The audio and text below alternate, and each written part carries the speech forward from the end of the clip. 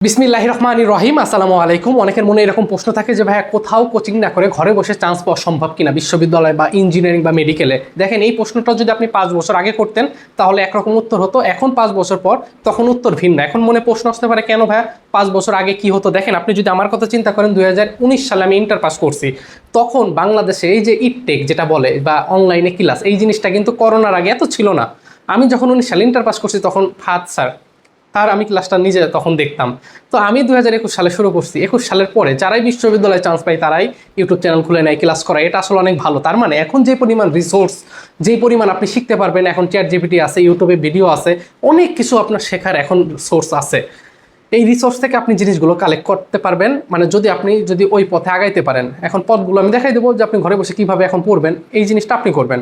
So এই বিষয়টা নিয়ে আজকে এই ভিডিওটা ইনশাল্লাহ আলোচনা করবো। তো চলেন শুরু করি। প্রথমে দেখেন, আমি একটা জিনিস লিখছি যে আপনাকে অবশ্যই টার্গেটটা ঠিক করতে হবে। এখন প্রশ্ন হলো টার্গেট ঠিক করা মানে আপনি কি মেডিকেলে পরীক্ষা দিবেন না ভার্সিটি নাকি ইঞ্জিনিয়ারিং প্রিপারেশন নেবেন, এই জিনিসটা আপনাকে ফিক্স রাখতে হবে। আপনি যদি ভার্সিটি প্রিপারেশন নেন তাহলে ভার্সিটির কিন্তু অনেকগুলো ক্যাটাগরি আছে। আপনি ঢাকা ভার্সিটি, চট্টগ্রাম, রাজশাহী ভার্সিটি, এই যে 3টা ভার্সিটি বললাম, 3টা ভার্সিটির প্রশ্ন প্যাটার্ন কিন্তু 3 রকম। আপনাকে এই প্রশ্ন প্যাটার্ন সম্পর্কে ভালো একটা আইডিয়া নিতে হবে যে আমি যে ঢাকা ভার্সিটির ক ইউনিটে পরীক্ষা দেবো, এইখানে আমার যে 4 সাবজেক্ট আছে, 4 সাবজেক্টে আমি তো ম্যাথ ভালো পারি না, ম্যাথ না দাগায় আমি কি বাংলা অথবা ইংলিশ দাগাতে পারবো কিনা। আবার জাহাঙ্গীরনগর ইউনিভার্সিটি বা চট্টগ্রাম ইউনিভার্সিটি যখন পরীক্ষা দিবেন, সেখানে কিন্তু আপনার কিছু কিছু ইউনিটে আইসিটি দাগাইতেই হয়। কথা বুঝতে পারছেন? কিছু কিছু জায়গায় বাংলা 3টা বা 5টা এরকম ফিক্সড থাকেই, কিন্তু আপনি পড়াশোনা করছেন ফিজিক্স, কেমিস্ট্রি, ম্যাথ, বায়োলজি। তার মানে আপনি যেই ভার্সিটিতে পরীক্ষা দিবেন সেই ভার্সিটি সম্পর্কে প্রপার আপনার একটা আইডিয়া রাখতে হবে। আইডিয়া কিভাবে নেবেন? কোন একটা জায়গায় যা সার্চ দিবেন, ঢাকা ইউনিভার্সিটি এ ইউনিট সার্কুলার, সুন্দরভাবে চলে আসবে গুগল। আপনি যদি সেটা মন না চায় তাহলে ইউটিউবে সার্চ দিবেন ঢাবির ক ইউনিট, ঢাবির এ ইউনিট, জাহাঙ্গীরনগর ইউনিভার্সিটির ডি ইউনিট, সি ইউনিট। তার মানে এখন সব কিছু আপনার হাতে। তার মানে আপনাকে যে টার্গেটটা ফিক্স রাখতে হবে যে আপনি কোন ইউনিভার্সিটি পরীক্ষা দিবেন এবং ওই ইউনিভার্সিটিতে কি টাইপের প্রশ্ন হয়, কত মার্কের পরীক্ষা হয়। একটার জন্য কোনো ভার্সিটিতে, চট্টগ্রাম ইউনিভার্সিটিতে 0.20, কোনো বছর ঢাকা ইউনিভার্সিটিতে 0.25 করে মাইনাস যায় একটা ভুল হইলে। তার মানে এই যে এই সকল বিষয় সম্পর্কে প্রপার আপনাকে একটা ধারণা রাখতে হবে।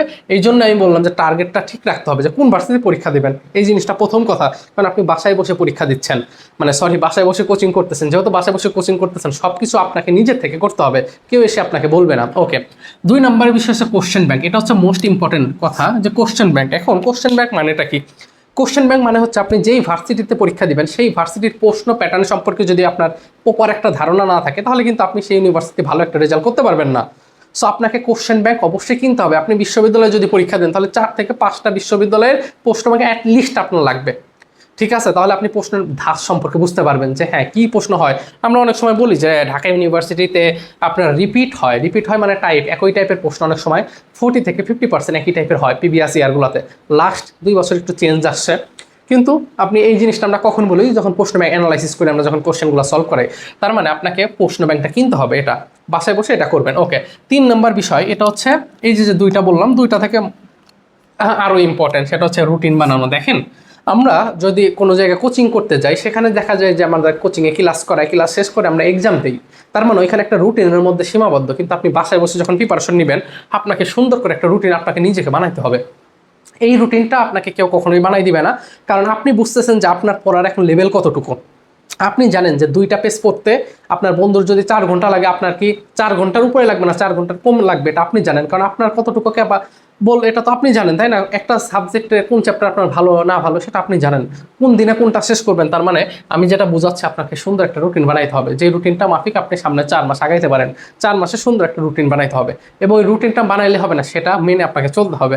2-4 দিন এরকম যাবে, সমস্যা নেই, কিন্তু 2 দিন দেখা গেছে এলোমেলো হয়েছে, কিন্তু 3য় নাম্বার দিনে যেই ক্লাসটা আছে ওই জিনিসটা আপনি করবেন।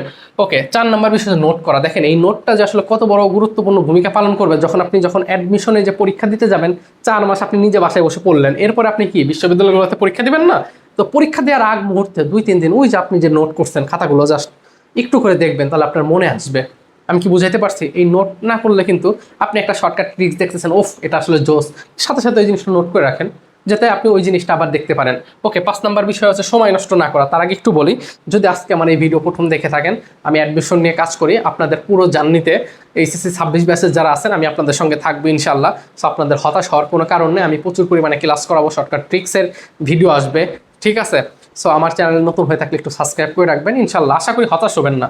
যদি এই ভিডিওটা ভালো লাগে তাহলে একটু লাইকও দিবেন, ঠিক আছে? ওকে, এবার আসেন, নোট করা গেল। এরপর আসে সময় নষ্ট না করা। সময় নষ্ট না করা মানে কি, আমি জাস্ট একটা উদাহরণ দিয়ে বলি। আমার যে একটা স্টুডেন্ট ছিল, আমি তো ফরিদপুরে থাকি এখন, তো আমার স্টুডেন্ট যেটা ছিল সে আসলে একটা মেসেজে আমি 3জন স্টুডেন্টকে পড়াইতাম। তো ওই স্টুডেন্টটা ছিল খুবই নর্বর স্টুডেন্ট, মানে ওই ব্যাচের ভিতরে সবচেয়ে কম মেধাবী যেটাকে বলি না কেন, কিন্তু ওই ছেলেটা বিলো 4, মানে জিপিএ 4-এর নিচে পেয়েছিল, এইচএসসি 3 অথবা 9.2 এরকম কিছু একটা। কিন্তু আমি পরবর্তীতে শুনি ও সাস্টের খুবই ভালো একটা সাবজেক্টে পড়াশোনা করতেছে রাইট নাও। তার মানে হচ্ছে যে অ্যাডমিশন এমন একটা সময়, এমন একটা মানে কি বলবো এটা, মানে একটা সিজন, এটা তো একটা সিজন, যাই হোক এই 4 মাস। তো এই সময়টাকে আসলে যে কাজে লাগাইতে পারে সে অনেক উপরে উঠে যায়, আর যে কাজে না লাগাইতে পারে এরকম অহরহ স্টুডেন্ট দেখছি, এসএসসি এইচএসসি জিপিএ 5, অনেকে আছে ঢাকা শহরে কোচিং করতে আসে, নেশা করে শেষ হয়ে যায়। ঠিক আছে, যাক এই সকল নিয়ে ভিডিও আসবে ইনশাল্লাহ। ঢাকায় কোচিং করতে যাবেন কিনা, কোন কোচিং ভালো, অবশ্যই সাবস্ক্রাইব করে রাখেন। তো আমি যেটা বলছিলাম সময় নষ্ট না করা, তো ওই যে আমার স্টুডেন্ট যেটা সাস্টে পড়ে, তো সেই ছেলেটা মানে প্রচুর লেভেলে পড়াশোনা না করলে তো সাস্টের মতো জায়গায় চান্স পাওয়া খুবই কঠিন। তো সে কিন্তু সাস্টের মতো জায়গায় চান্স পাইছে, তার মানে ওই সময়টা কাজে লাগাইছে। এখন আপনার কাছে সবই অপশন পাবেন যখন অ্যাডমিশন কোচিং করবেন বা না করবেন, বা সময়টা আপনি এখন কি ফেসবুক চালাবেন নাকি ইউটিউব চালাবেন, কোনটা আপনার সময় নষ্ট হয় সেই জিনিসটা আপনি আপাতত বাদ রাখেন ভাই। ভালো একটা জায়গায় যখন চান্স পাবেন, ভালো একটা জায়গায় যখন পড়াশোনা করবেন, ওইখানের লাইফটাই একটু অন্যরকম। 10টা জেলার 12 রকম বন্ধু পাবেন, এক একজন বিসিএস এর প্রিপারেশন নিচ্ছে, ভাইরা বিসিএস হয়ে যাচ্ছে, আপনার অন্যরকম একটা কনফিডেন্স আসবে। তার মানে ওই লেভেলে যাইতে গেলে নিজেকে পড়তে হবে, কিছু জিনিস আপনাকে ত্যাগ করতে হবে। তার ভিতর হচ্ছে সোশ্যাল মিডিয়াটা আমরা বেশি ইউজ করে থাকি।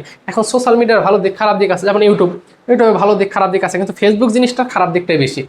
নিউজ ফিডে বা আমরা স্ক্রল করতে করতে রিলস দেখতে দেখতে সময়টা বেশি চলে যায়। যাই হোক, বিষয়টা হলো সময় নষ্ট না করা। আপনার ভালো আপনি বুঝেন, যেই জিনিসটা সময় নষ্ট হয় সেটা আপাতত স্কিপ করবেন। ওকে, এবং লাস্ট ওয়ান মোস্ট ইম্পর্টেন্ট, সেটা হচ্ছে আমাদের রিভিশন দেওয়া। দেখেন এই রিভিশনটা হচ্ছে সবচেয়ে ইম্পর্টেন্ট। আমরা অনেক সময় বলি না, পরীক্ষা দিতে আসে, এই জিনিসটা তো আমি পড়ে আসছিলাম কিন্তু ভুলে গেছি। কেন ভুলে গেছেন? কারণ ওই জিনিসটা আপনি একবার পড়ছেন, একবার পড়ে আপনি তো আসলে বিদ্যাসাগর না, ঠিক আছে, যে একবার পড়ে আপনার মুখস্থ হয়ে গেছে। আমাদের ব্রেন এতটা শার্প না, ঠিক আছে, একবার পড়লে হয়ে গেল। আমাদের অনেক পড়া। তার মানে এই যে আমরা নোট করা যে জিনিসটা লিখছি, এই নোট করা জিনিসটা আপনি যদি রিভিশন দেন, ধরেন আপনি 2 দিনে যা পড়ছেন, আপনি আধা ঘন্টা সময় নিয়ে 3য় নাম্বার দিনে আবার পড়লেন, ঠিক আছে, ওই যে 2 দিনের পড়াটা 3য় নাম্বার দিনে পড়লেন, তাহলে সময় লাগলো 2 দিনের পর আপনার সময় লাগলো 30 মিনিট। আপনি যখন আবার 4র্থ নাম্বার দিনে ওই 2য় দিনের পড়া পড়বেন, আগের দিন 30 মিনিট সময় লাগছে, আপনি দেখবেন 25 মিনিট লাগতেছে।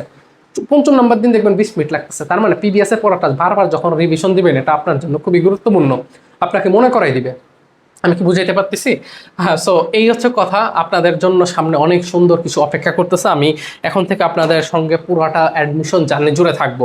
সো আমার এই ভিডিওর প্রথম কমেন্টে টেলিগ্রাম লিঙ্ক আছে, ওইখানে কাইন্ডলি জয়েন হয়ে থাকবেন। ওইখানে আমি অনেক আপডেট দিব, কোন ভার্সিটির পরীক্ষা হবে না কি হবে, ঠিক আছে, অনেক পিডিএফ দিব। সো অবশ্যই আমার সঙ্গে যুক্ত থাকেন। ফেসবুক পেজ আছে, ভিডিওর প্রথম কমেন্টে ডিসক্রিপশনে বলা আছে। সো আপনারা হতাশ হওয়ার কোনো প্রয়োজন নেই, ইনশাল্লাহ বিসমিল্লাহ বলে শুরু করতে পারেন। কিন্তু এই জিনিসটা আপনাকে মাথায় রাখতে হবে, রুটিনটা না মানলে আপনি আসলে লাগাইতে পারবেন না। 2 দিন পড়বেন, 3 দিন পড়বেন, 4 দিনের দিন হতাশ হয়ে যাবেন, কারণ ওই যে রুটিনটা নাই।